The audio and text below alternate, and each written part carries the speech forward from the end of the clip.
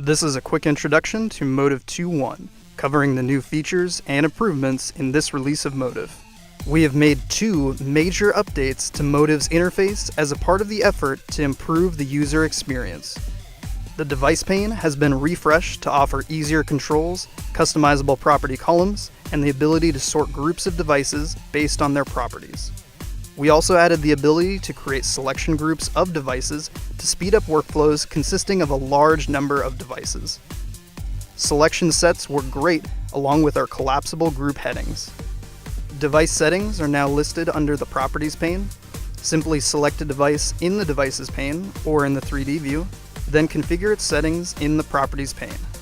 The dedicated synchronization pane has been removed. These settings can now be configured under the Properties pane after selecting a synchronization device. The Builder pane is the new one-stop shop to create and edit rigid bodies and skeletons. It offers simplified ways to create rigid bodies for HMD clips and probes.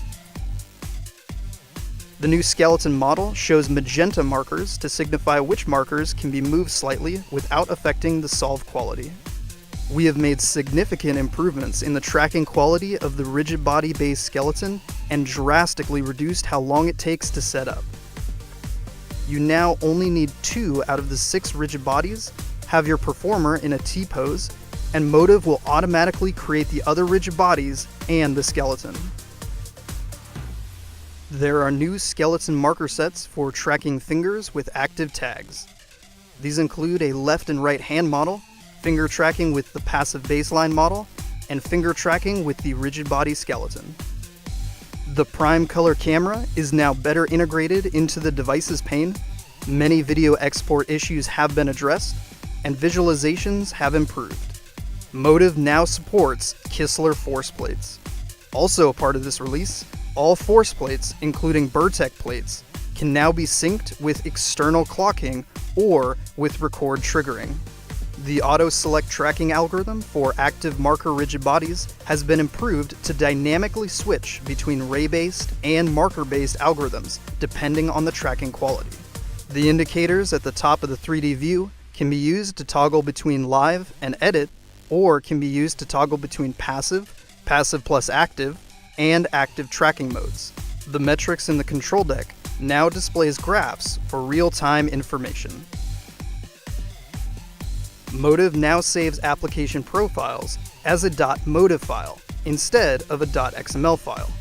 Users can now choose to save just a subsection of the application settings into the Motive file for easier management of the software configurations.